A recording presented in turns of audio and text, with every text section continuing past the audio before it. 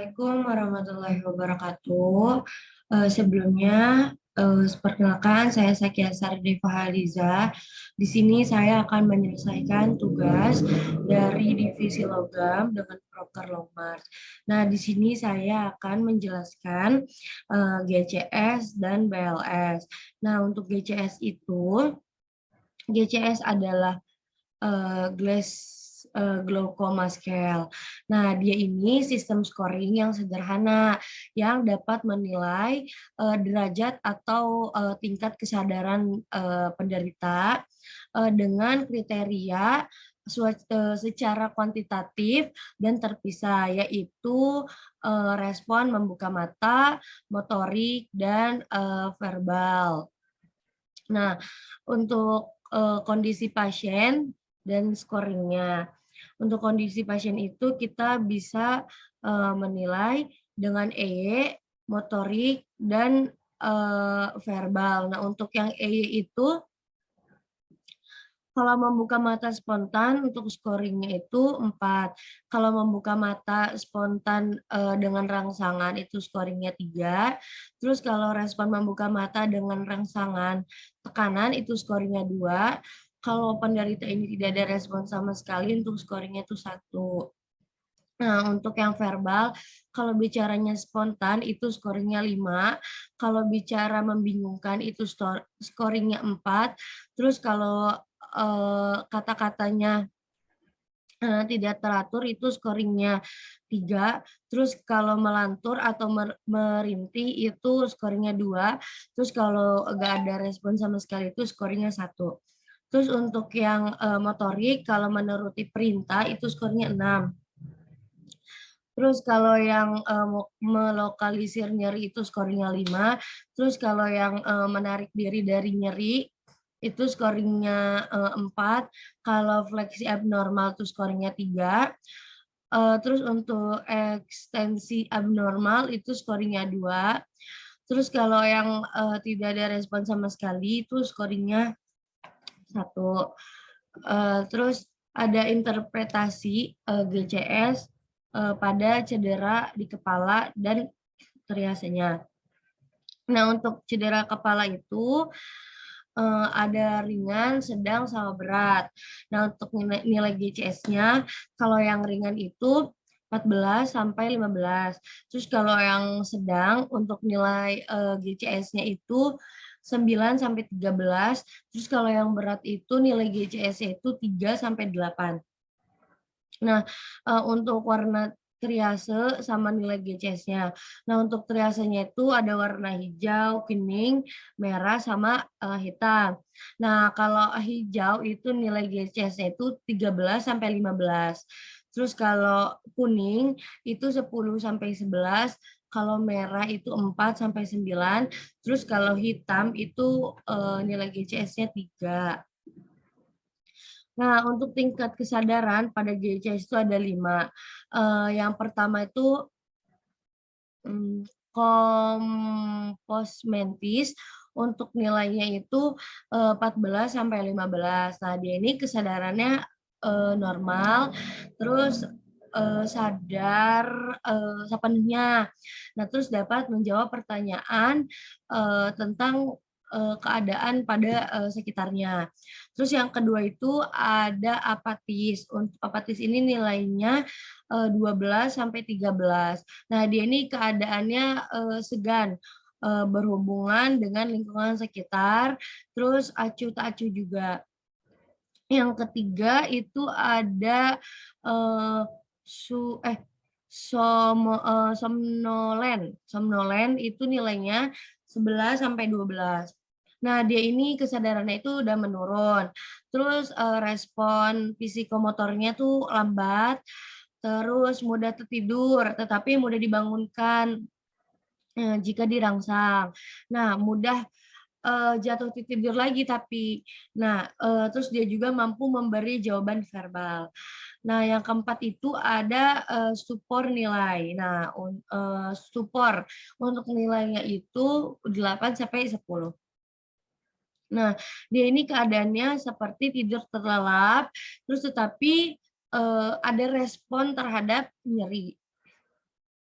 Terus yang terakhir itu ada koma, untuk nilainya itu kurang dari 5.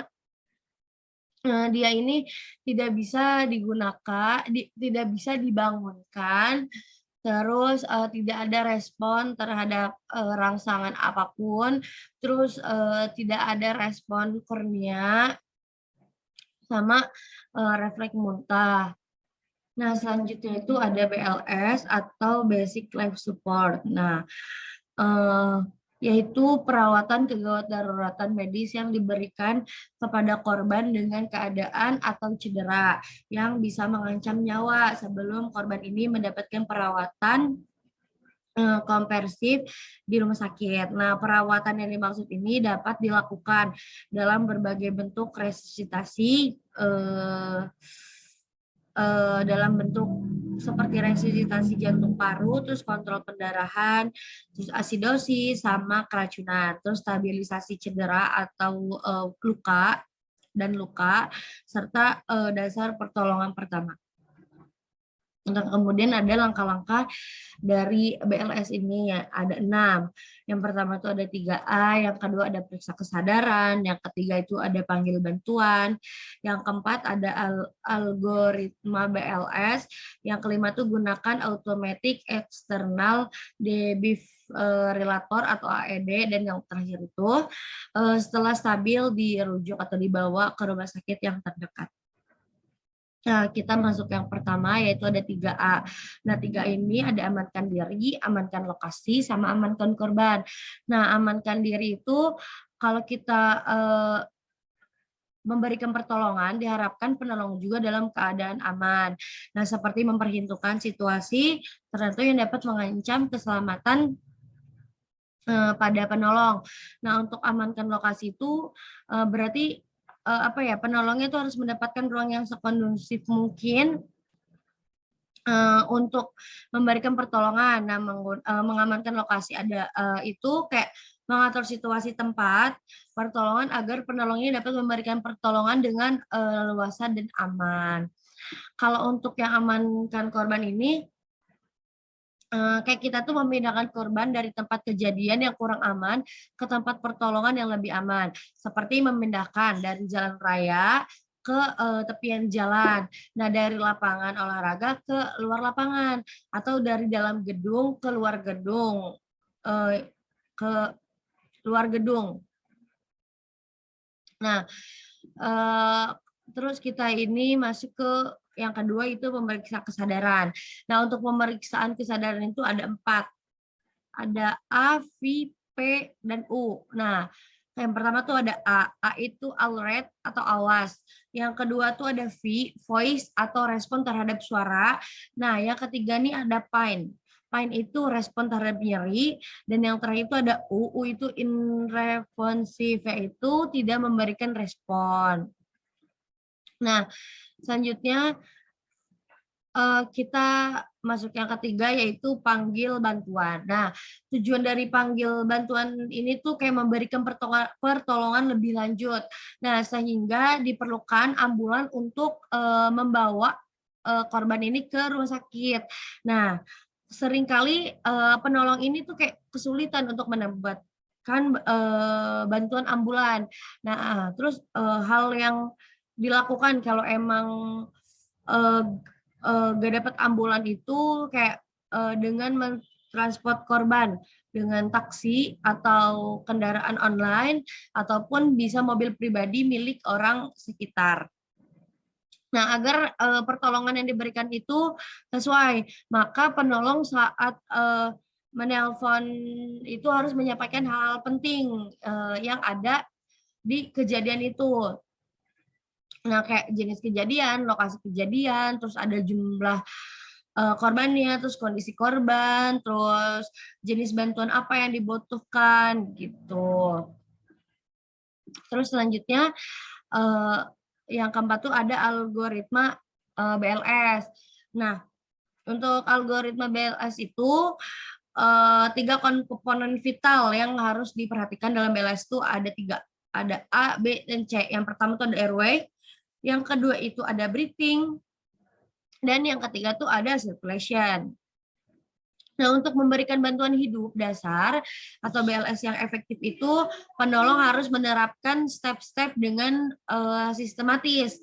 Nah, step pertama itu kita cek periksa CAB-nya dulu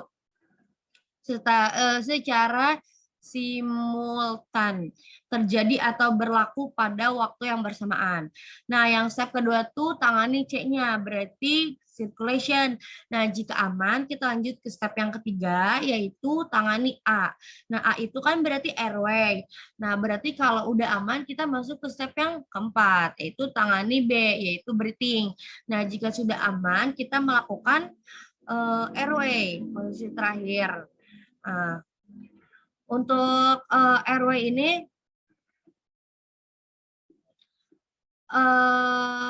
untuk recovery position itu tuh langkah-langkahnya.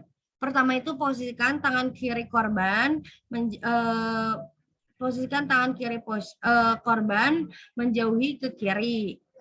Nah, terus posisi yang kedua itu posisikan tangan kanan korban dengan punggung kanan tangan korban ini menyentuh pipi kiri korban. Nah, ini ke sini. Yang tangan kirinya ke sini. Nah, terus tekuk lutut kanan korban. Terus yang terakhir itu dimiringkan seluruh tubuh korbannya dengan mendorong lutut korban yang tertekuk dan sambil menjaga stabilisasi kepala dan leher korban. Nah, begini nih. Kaki lututnya didorong ke sana, jadi posisi yang kayak gini. Nah, cukup sekian yang bisa saya jelaskan dan saya sampaikan. Kurang lebihnya mohon maaf. Wassalamualaikum warahmatullahi wabarakatuh.